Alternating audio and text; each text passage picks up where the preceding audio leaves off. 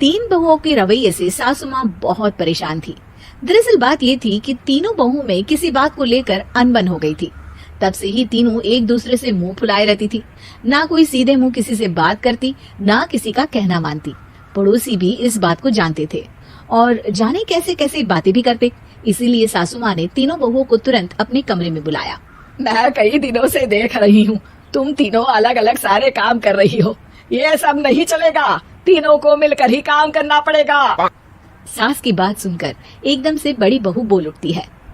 नहीं मम्मी जी, मैं इन दोनों के साथ कुछ नहीं कर सकती। मैं इस घर की बड़ी बहू हूँ, फिर भी ये मेरा कहना बिल्कुल भी नहीं मानती।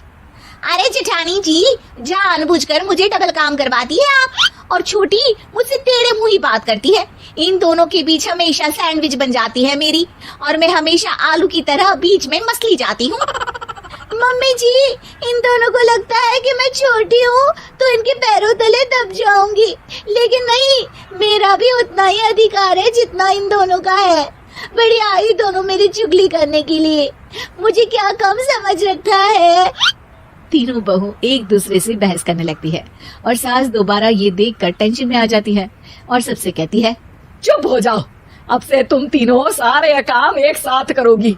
आंख बंद करके एक दूसरे की बात सुनोगी। तुम तीनों इस बात को गांठ बांध लो, वरना अगली छुट्टियों में तुम्हारा अपना मायके जाना कैंसिल। सास की बातें सुनकर डर के मारे तीनों हामी भर देती हैं। जी मम्मी जी, मैं समझ गई। हाँ मम्मी जी, जैसा आप कहें। आप जो कहेंगी मैं वही करूंगी।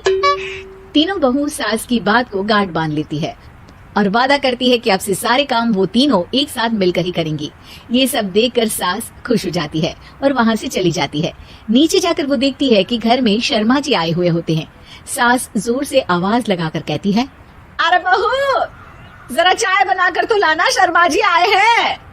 सास की बात सुनकर तीनों बहू तुरंत किचन की ओर भागती है और चाय बनाना शुरू कर देती है। मुझे तो एकदम मसाले वाली कड़क चाय पसंद है, तो हम शर्मा जी के लिए मसाले वाली चाय ही बनाएंगे। अरे नहीं दीदी, गर्मी के मौसम में मसाला चाय कौन पीता है? मैं तो शर्मा जी के लिए इलायची वाली चाय ही बनाऊंगी। ये कैसी बात कर रही हैं आप दोनों? मेरी मम्मी ने सिखाया है कि मेहमान को ज्यादा दूध और शक्कर वाली चाय देनी चाहिए, वरना वो घर वालों को कंजूस समझते हैं। तो मैं तो शर्मा जी को ऐसी ही चाय दूंगी। तीनों बहुएं अपने अपने तरीके से चाय में शक्कर, मसाला, पत्ती सब डाल देती है। उबलने के बाद तीनों मिलकर चाय बाहर लेकर जाती है और शर्मा जी और सासू माँ को देती है। चाय पीने के बाद शर्मा जी सासू माँ को देखकर शर्मा जाते हैं और शर्मिंदा महसूस करते हैं कि आखिर उन्होंने चाय पीने के लिए हामी क्यों भरी। सासू माँ भी चाय पीना शुरू करती है और कहती हैं, अरे बहू, ये कैसी चाय बनाई है? चाय है या मीठे दूध की बासुंदी?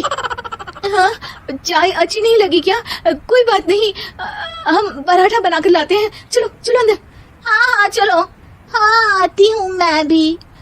नहीं, मेरा पेट चाय ने ही चौपट कर दिया, वही काफी है। पराठे से पोपट नहीं करवाना, मैं तो चलता हूँ। शर्मा जी चुपचाप पतली गली से निकल जाते हैं।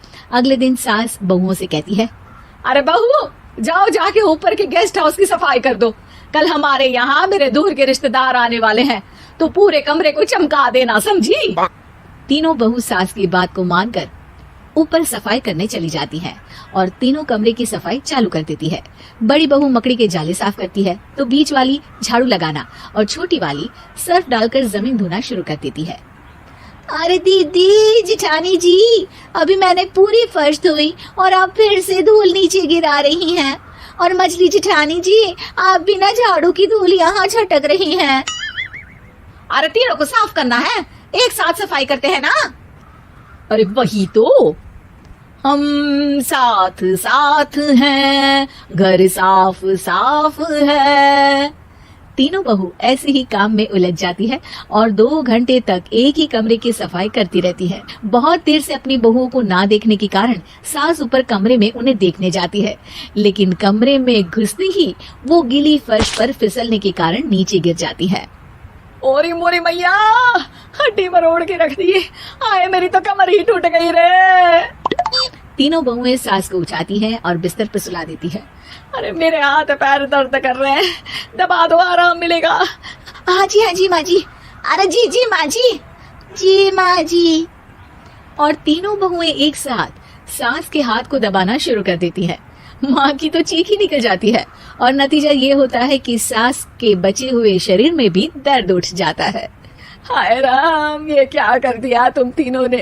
अरे मेरी तो किस्मत ही फूटी है कि तुम जैसी बहुएं मुझे मिली। हे भगवान, पूरे शरीर में दर्द बढ़ गया है। अब तो पता नहीं कि चल भी पाऊंगी या नहीं। माफ करो, मुझे गलती हो गई मुझसे कि तुम तीनों को एक साथ काम करने के लिए बोला। सोचा था तीनों मिलके अच्छे से काम करेगी, लेकिन बड़े बुजुर्ग सही कहते थे कि 3 तिगाड़ा काम बिगाड़ा। तुम लोगों ने ये बात ना आज साबित करके दिखा दी। तुम तीनों को तो समझाना यानी मानो भैंस के आगे भी न बजाना है। तुम्हें अकेले अकेले काम करना है ना, तो अब से तुम अकेले ही अपना अपना काम करो। तीनों बहुएं वहां से जाने लगती है। अरे कहाँ जा रही हो? आप ही ने तो कहा कि अपना अपना काम करो, तो मुझे मुल्तानी मिट्टी लगानी है। अरे मुझे भी तो नेल पॉलिश लगानी है। मुझे ना मेहंदी लगानी है। सास अपना सर पीट लेती है और कहती है, अरे मुझे भी लगाना है कुछ। क्या माँ जी? क्या माँ जी? क्या माँ जी? तुम्हारे घर वालों को फोन तुम्हारी हरकतें बताने के लिए।